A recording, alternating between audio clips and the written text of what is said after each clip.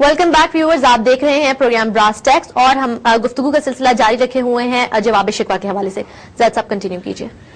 شجر فطرت مسلم تھا حیا سے نمناک. دیکھیے یہ بہت غیر معمولی بات ہے. حیا ایمان کے جز میں سے، شرم اور حیا، خودداری، غیرت کہ انسان کسی کے آگے ہاتھ نہ پھیلائے، انسان دینے والا ہو، بھوکا مر رہا ہو لیکن کسی سے سوال نہ کرے، یہ حیا ہوتی ہے مومن کی.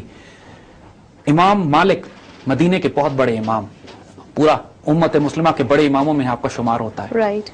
آپ کے جلال کا یہ عالم تھا کہ خلیفہ وقت آپ کے سامنے کانپتا تھا آتے ہوئے، کوئی سفارش نہیں کر سکتا تھا آپ کے حضور، آپ کے دربار. اور امام مالک کا حال یہ تھا کہ 3 دن سے گھر میں فاقے سے ہوتے تھے. چھوٹی بچی معصومیت سے باپ کی طرف دیکھتی تھی کہ ابو کچھ کھانے کو مل جائے، اور امام اس کے بعد مسجد نبوی میں آ کے درس دیا کرتے تھے. موتا امام مالک کا وہ کتاب جو آپ نے حدیث شریف کی لکھی تھی، لیکن کسی کو چہرے سے پتہ نہیں لگتا تھا کہ 3 دن کے بھوکے. سفید پوشی کا یہ عالم، سفید پوشی اور حیا کا یہ عالم تھا کہ کسی سے کہہ نہیں سکتے تھے، کہنے کی گوارا نہیں کرتے تھے کہ کسی سے کہیں کہ مجھے وقت کا کھانا کھلا دو. حد یہ آ گئی گھر کی شتیریں بیچنے، گھر کی چھت کی دیواریں بیچنے لگے، لکڑی جو لگی ہوئی تھی وہ بیچنے لگے، کتابیں بیچنے لگے، لیکن کسی سے سوال نہیں کیا. یہ وہ عالم دین ہوتے تھے پھر کہ جو پوری امت کی دین کی بنیادوں کو سنبھال کے رکھتے تھے، جو آج 1400 سال گزرنے کے بعد بھی امت کی بنیادیں عمارت کی جن پر کھڑی ہوئی ہیں. یہ لیول اور کردار تھا ان علماء کا، اس اسکالرز کا. تو شجر فطرت مسلم تھا حیا سے نمناک. بھیک نہیں مانگتے تھے. پوری دنیا میں جو آج ہمیں تانے دیے جاتے ہیں کہ ہمارے حکمران کشکول لے کے پھرتے ہیں بھیک مانگنے کے لیے، جب ملک کے سربراہوں کا یہ حال ہو کہ ہر کام قرض لے کے اور بھیک مانگ کے کرتے ہیں، پھر اس کے بعد نیچے پوری قوم کے ساتھ کیا ہوگا. جو غیرت تھی مسلمان کی، چادر دیکھ کر پاؤں پھیلانا، بھوکے مر جائیں گے بھیک نہیں مانگیں گے، یہ غیرت تھی ہماری. یہ گم گئی ہماری، یہ ہماری میراث تھا. شجاعت میں وہ ایک ہستی ہے فوق الادراک. جرأت اور دلیری میں وہ جنات میں سے لگتے تھے، لگتے نہیں تھے اس دنیا کے انسان. وہ واقعہ یاد کیجئے گا جنگ یرموک کا، کہ جب سیدنا خالد بن ولید رضی اللہ تعالیٰ عنہ نے ایک پلان بنایا کہ میں 60,000 رومنز کے اوپر 30 مجاہدین لے کر جاؤں گا اور حملہ کروں گا. اور اس وقت جو وار کونسل بیٹھی ہوئی ہے اور وار کونسل کے بڑے بڑے لوگ، اس میں حضرت زرار رضی اللہ تعالیٰ عنہ، حضرت ابو عبیدہ ابن جراح ہیں، حضرت سعد بن ابی وقاص اور حضرت خالد بن ولید خود. ان سے کہتے ہیں باقی سب، خالد آپ کا پلان ٹھیک نہیں ہے، 30 آدمیوں سے 60,000 کا کیسے مقابلہ کریں گے؟ خالد کہتے ہیں ٹھیک ہے بہتر پلان بتا دیجئے. کہتے ہیں 60 آدمی لے جائیے. یقین کریں گے آپ کہ 60 آدمی لے جائیے 60,000 کا مقابلہ کرنے کے لیے.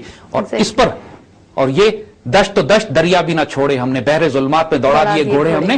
جو ان کی ایکسپیڈیشن ڈیزرٹ کیمپینز تھیں، جو ان کی ریور کیمپینز تھیں، جو ان کی لٹرلی اٹلانٹک اوشن میں جو انہوں نے سمندر میں گھوڑے داخل کر دیے اپنے.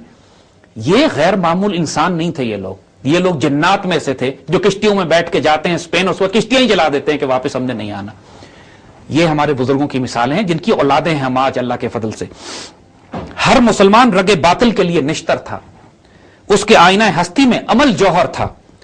جو بھروسہ تھا اسے قوت بازو پر تھا، اور تمہیں موت کا ڈر ہے اس کو خدا کا ڈر تھا. باپ کا علم نہ بیٹے کو اگر ازبر ہو، پھر پسر قابل میراث سے پدر کیوں کر ہو. ہر مسلمان رگ باطل کے لیے نشتر تھا. دیکھیے ایک مسلمان اپنی ذات میں انسٹیٹیوشن ہوا کرتا تھا، پورا ادارہ. ایک مرتبہ عراق میں مسلمان فوجوں کو ضرورت پڑی کمک کی، تو مدینے سے درخواست کی گئی کہ ہم کو فوجیں بھیجی جائیں. حضرت ابوبکر صدیق رضی اللہ تعالیٰ عنہ نے ایک مجاہد بھیج دیا اور کہا یہ فوجوں پہ بھاری ہیں. حضرت قیقاع رضی اللہ تعالیٰ عنہ جب پہنچے، اور بعد میں ان کی ملٹری اسٹریٹجی اور ٹیکٹکس ایسی تھی کہ وہ ایک کافی تھے ان تمام فوجوں کو گھمانے کے لیے جو دشمن کی طرف سے آ رہی تھی. ہر مسلمان تھا دشمن کے لیے ایک کاری نشتر. یہ کردار، یہ کیریکٹر، ہر شخص اپنی ذات میں انسٹیٹیوشن، اس کے آئینہ ہستی میں عمل جوہر تھا. مسلمانوں کا کمال یہ ہے کہ وہ اپنی زندگی میں عمل کرتا تھا. اتنے باعمل لوگ، اتنے کام کرنے والے لوگ، کبھی ہاتھ پہ ہاتھ رکھے منتظر فردہ نہیں، اس بات پہ کل کیا ہو کہ انتظار کر رہے ہیں کہ شاید کوئی آ کے ہماری تقدیر بدل دے. نہیں، وہ اپنی تقدیریں خود بدلتے تھے، خود کام کرتے تھے. وہ ڈیسائیڈ کرتے تھے کہ ہم نے کیا کرنا ہے اور کر کے دکھاتے تھے. بالکل جو بھروسہ اسے تھا اپنے قوت بازو پہ تھا. کوئی امریکہ پہ، اسرائیل پہ، یونائٹڈ نیشنز پہ بھروسہ نہیں کرتے تھے. وہ جب حجاج بن یوسف کو حجاج بن یوسف جو امت تاریخ میں ظالم آدمی تصور کیا جاتا ہے، اس کا کردار یہ تھا کہ جب ایک مسلمان بہن نے اس کو پکارا ہندوستان کی راجہ طاہر کی جیل سے، تو اس نے لبیک کہہ کے اپنے پوری فوج بھیجی، پورا علاقہ فتح کر دیا. آج فلسطین میں جو مسلمانوں کے ساتھ ہو رہا ہے، جو کشمیر میں ہو رہا ہے، پوری امت مسلمہ کے تمام بےغیرت حکمران، بے شرم، جن کے نام تاریخوں میں فرعون اور حامانوں کے ساتھ لکھے جائیں گے، خاموشی سے بیٹھ کے تماشا دیکھ رہے ہیں موت کے خوف کا. تمہیں موت کا ڈر ہے، اس کو خدا کا ڈر تھا. خدا کا ڈر. دیکھیں یہ بات 100 سال پہلے لکھی جا رہی. اس وقت بھی حکمران ایسے ہی تھے تو دین کی عزت اور آبرو بیچ رہے تھے. آج بھی وہی حکمران ہے. اس امت کا المیہ ابھی تک یہی ہے کہ گو کہ اس کے اندر ایک اللہ کے فضل سے ایک شعور، ایک بیداری، ایک ترقی، ایک سلسلہ ہے، لیکن قوموں کے عروج و زوال راتوں رات نہیں ہوتے ہیں، اس میں وقت لگتا ہے. ان کو، ہمارے پہلے والوں کو اللہ کا ڈر تھا اور تمہیں موت کا ڈر ہے. باپ کا علم اگر بیٹے کو نہ ازبر ہو، اگر باپ نے جو علم دیا ہے اگر بچوں کو نہ آتا ہو، بالکل، اگر اولاد نے، ہم لوگ، تم لوگوں نے، تمہاری نسلوں نے اگر اپنے باپ دادا کے علم کو نہیں سیکھا، پھر اللہ تم کو وہ میراث کیسے دے گا؟ جو اللہ نے عزت ان کو دی تھی تمہیں کیسے ملے گی؟ اگر تم وہ عزت تو چاہتے ہو تو اپنے باپ دادا کا علم بھی تو سیکھو، عمل تو کرو اس کے اوپر جو انہوں نے کام عمل سیکھو اور اس پہ عمل کرو.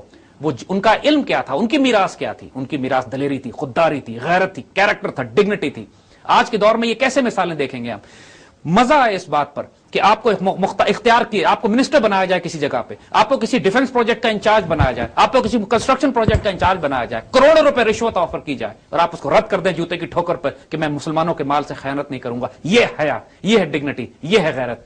کیوں ہمیں تانے پڑتے ہیں نعوذ باللہ ہمارے دشمنوں کی طرف سے کہ یہ پاکستانی $10 کے لیے اپنی ماں بیچ دیتے ہیں؟ یہ تانے ہمارے باپ دادا کو نہیں ملا کرتے تھے.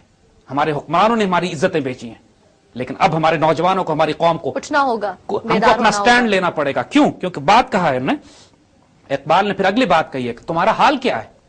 ہر کوئی مست میں ذوق تن ثانی ہے، تم مسلمان ہو یا انداز مسلمانی ہے؟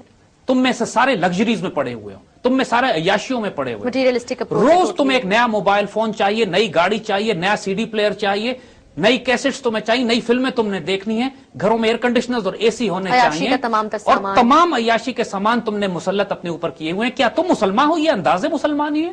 کیا مسلمان کا یہ کیریکٹر ہوتا ہے؟ کیفیت آؤ تمہیں سنائیں تاریخ امم کیا ہے، شمشیر و ثنا اول طاؤس و رباب آخر کے. بتائیں تم کو کہ قوموں کے عروج و زوال ہوتے کیسے ہیں. ان کے باپ دادا تیروں اور تلواروں اور نیزے کی نوک پر اپنی عزت حاصل کرتے ہیں، اور ان کی بعد والی نسلیں ناچ گانے اور موسیقی میں پڑ جاتی ہیں اور اپنی عزت اور آبرو کھو بیٹھتی ہیں. یہی بات حیدری فقر ہے، نہ دولت عثمانی ہے. تم کو اسلاف سے کیا نسبت روحانی ہے؟ نہ تمہارے پاس حضرت علی رضی اللہ تعالی عنہ کا فقر ہے اور نہ حضرت عثمان رضی اللہ تعالیٰ عنہ کی قناعت کی دولت ہے. تم کو اپنے اسلاف سے کیا نسبت روحانی ہے؟ کیا تعلق ہے تمہارا اپنے بزرگوں کے ساتھ؟ یہ جب تک ہمارا تعلق اپنے اسلاف سے نسبت روحانی نہ ہو، سیدنا علی رضی اللہ تعالیٰ عنہ کا فقر اور غیرت اور سیدنا عثمان رضی اللہ تعالیٰ عنہ کی دولت اور سخاوت اور قناعت، تو اس کے بعد وہ کردار اور مقام ملتا ہے. ویری ویلڈ پوائنٹ زید صاحب. ویورز، وقت ہوا چاہتا ہے ایک بریک کا. بریک کے بعد ہم اپنی گفتگو کا سلسلہ یہیں سے جاری رکھیں گے.